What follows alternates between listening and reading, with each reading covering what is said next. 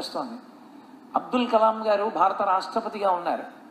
ఉన్నప్పుడు వికలాంగులకు అంటే శరీరావయవములు సరిగా లేనటువంటి వాళ్ళకి అంతర్జాతీయ స్థాయిలో క్రీడలు నిర్వహించారు. అటువంటి వాళ్ళందరూ ఆటలు ఆడుతుంటే ఒక 1000 మంది పిల్లల్ని రాష్ట్రపతి భవన్కి పిలిపించారు కలాం గారు. 1000 మంది పిల్లలు వచ్చారు. వస్తే ఆయన లోపల ఉన్నారు రాష్ట్రపతి భవన్లో. 1000 మంది పిల్లలు వచ్చారండి, అందరూ వికలాంగులు. మీరు వాళ్ళని ఉద్దేశించి 2 మంచి మాటలు చెప్పాలి అన్నారు. వెంటనే ఆయన ఆలోచించారు, ఆ పిల్లలను ఉద్దేశించి నేను మాట్లాడడం అంటే ఏం మాట్లాడాలి? అయ్యో పాపం మీకు వికలాంగులు, మీకు కాళ్ళు లేవు, చేతులు లేవు అని కాదు కదా మాట్లాడవలసింది. వాళ్ళు ఉత్సాహపడేటట్టు మాట్లాడాలి. అంటే ఇప్పుడు వాళ్ళకి ఏ శరీర దౌర్బల్యం ఉన్నదో దానిని వారు మనోబలంతో అధిగమించగలిగినట్టు మాట్లాడగలగాలి కాదు. ఆయన వెంటనే ఒక పద్యాన్ని రచన చేశారు. నేను మీకు తెలుగులో దాన్ని చెప్తాను. ఆయన బయటికి వచ్చి కాగితం తీసుకుని ఆ పద్యం చదివారు పిల్లలను ఉద్దేశించి. అందులో ఆయన అన్నారు, మీలో చాలామందికి శరీరావయవములు సరిగా లేవు, కానీ మనందరం పరమేశ్వరుని బిడ్డలం. మీకు అవయవములు కొంతమందికి ఉండవలసిన అవయవములు ఉండవలసిన రీతిలో మీలో అందరికీ ఉండకపోవచ్చు. సామాన్య మనుష్యునికి ఏ అవయవములు ఉంటాయో అందులో ఒక్కొక్క అవయవము మీలో ఒక్కొక్కరికి ఒక్కొక్కటి లోపం. ఒకడికి కాలు లేదు, ఒకడికి చెయ్యి లేదు అలా.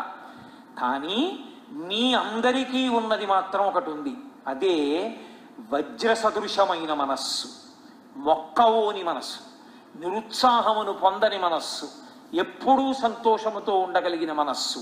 మీ మనస్సుకి ఆలంబనము కూడా ఒకటి ఉంది. ఏమిటో తెలుసా? అనుకూలముగా కాని ప్రతికూలముగా కాని ఉండగలిగిన పరమేశ్వరుడు అనుకూలమై మీకున్నాడు, కాబట్టి మీకు బెంగలేదు అన్నారు. ఈ మాట ఆయన పద్య రూపంలో చదివారు వాళ్ళని ఉత్సాహపరచడానికి. చాలా గొప్ప సందేశం.